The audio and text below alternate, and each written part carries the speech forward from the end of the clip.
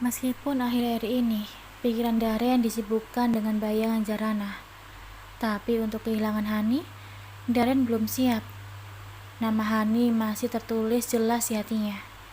Apalagi kalau perjanjian nikah selama 3 bulan itu benar-benar dilakukan oleh Jarana.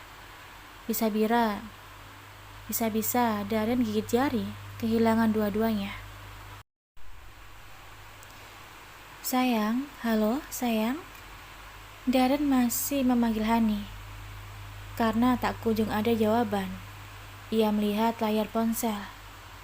Sial, udah dimatikan. Darren meletakkan kasar ponsel itu di atas ranjang. Ia lalu meraup wajahnya kasar. Kenapa wanita selalu ribet seperti ini sih? Gerutunya pelan.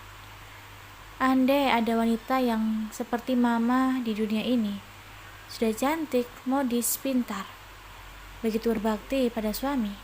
Lanjutnya lagi. Darren memang selalu mengagumi mamanya.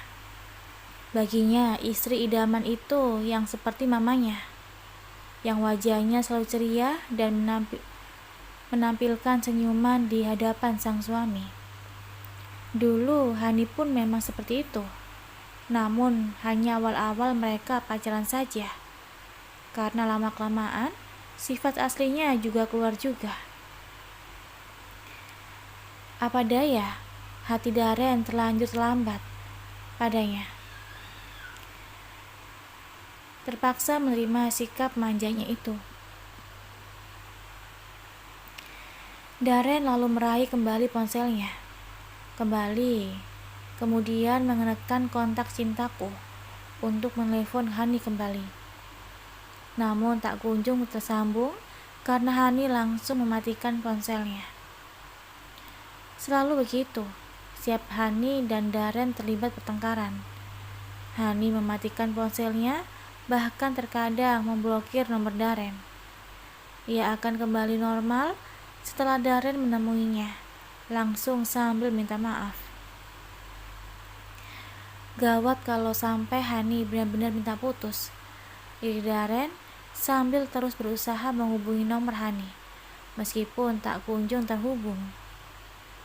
Sementara di kamar sebelahnya, Jarana sedang meringkuk di bawah selimut dengan hati tak karuan. Ia beranggapan kalau Darren sekarang sedang berbincang mesra dengan kekasihnya. Jarana menghela nafas kasar untuk mengusir rasa sesak yang tiba-tiba memenuhi dada. Ia langsung berusaha menepis semua rasanya. Tidak, Jarana. Kamu tidak boleh seperti ini. Ingat, hanya dalam waktu 2 bulan lagi, kamu akan berpisah dari Darren. Jangan bermain hati. Jangan berlalu banyak berharap. Jarana berbicara pada dirinya sendiri. Jarana terlentang, menutupkan selimut itu sampai wajah, lalu memejamkan mata, tertidur. Hanya Darren yang tak kunjung bisa memejamkan mata. Ia sibuk menulis permintaan maaf untuk Hani, meskipun pesan-pesan yang dikirimnya hanya centang satu, menandakan ia sedang tidak aktif. Lelah menunggu balasan dari sang kekasih. Akhirnya Darren pun tertidur dengan ponsel yang masih di tangannya. Pagi itu semua berjalan seperti biasa. Jarana sibuk dengan aktivitasnya mengerjakannya pekerjaan rumah dan menyiapkannya sarapan. Darren pun keluar kamar saat sudah siap untuk berangkat bekerja. Mas, aku mau ikut pengajian di masjid komplek nanti sore. Boleh ya? Jarana meminta izin pada Darren yang sedang sarapan. Teringat perkataan Bu RT kemarin, bahwa setiap Jumat sore diadakannya pengajian mingguan. Pergi saja, timpal Darren. Gak sampai malam juga kan? Lanjutnya lagi sambil mengunyah. Enggak mas, namanya juga pengajian ibu-ibu, palingan cuma sejam atau 2 jaman. jelas Jarana. Aku juga sepertinya pulang telat, ada urusan dulu, saut Darren. Jarana terdiam, mimik wajahnya berubah sendu. Menemui Hani, tebak Jarana, mengingat mereka habis saling teleponan semalam. Darren mengangguk pelan, meskipun rasa bersalah itu sedikit hadir dalam hatinya. Kenapa Mas ingkar janji? Bukankah Mas bilang cuma mau menemuinya sebulan sekali? Sementara kalian baru saja bertemu beberapa hari yang lalu. Bahkan belum ada 1 minggu. Dan sekarang mau ketemu lagi? Protes Jarana sambil menekan gemuruh dalam dada. Cuma sebentar, aku janji. Darren mencoba meyakinkan. Jangan berjanji lagi kalau hanya untuk diingkari kembali, Mas. Laki-laki itu yang dipegang janjinya, dan Jarana yang dengan nada kecewa. Tapi ini benar-benar penting. Tolonglah, kali ini saja. Hani memblokir nomorku, dan aku kesulitan menghubunginya. Akhirnya Darren pun menceritakan yang sebenarnya agar Jarana memberikan kompetensi. Apa Mas bisa menjamin kalau besok-besok lagi hal ini tidak akan terulang? Bagaimana kalau kembali terulang? Ingkar janji lagi? Tanya Jarana menohok. Darren terdiam, karena sebenarnya ia juga tidak yakin Hani bisa memelakuminya. Hani selalu minta diturutin apapun itu, termasuk saat ingin bertemu. Semoga saja. Hanya itu yang keluar dari mulut Darren. Kalau memang Mas tidak sanggup memegang janji dan sudah tidak sabar untuk bersatu dengan Hani, kenapa tidak kita akhiri saja pernikahan ini dari sekarang? Untuk apa menunggu sampai 3 bulan? Untuk terus menumpuk dosa? Karena aku sering memperbolehkan suamiku sendiri bertemu dengan wanita yang bukan mahramnya. Bahkan bisa dikatakan haram. Jarana berkata dengan dada terengah-engah. Hatinya sakit, tapi dipaksa kuat. Jiwanya terluka, tapi dipaksa terlihat baik-baik saja.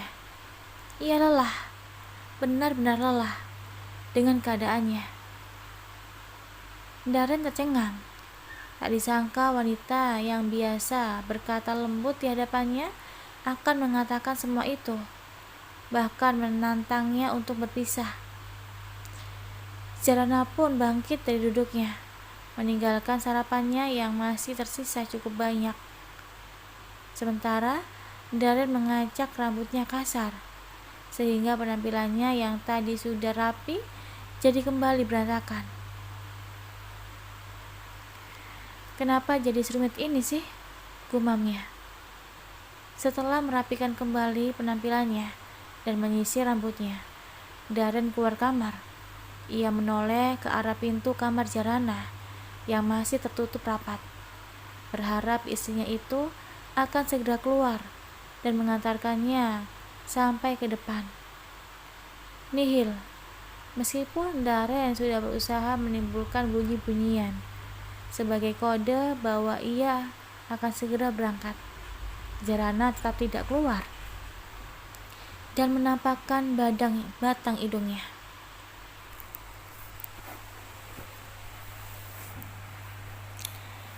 Terpaksa Darren pun melangkah lesuh keluar rumah. Ia memasuki mobil dengan tidak bersemangat.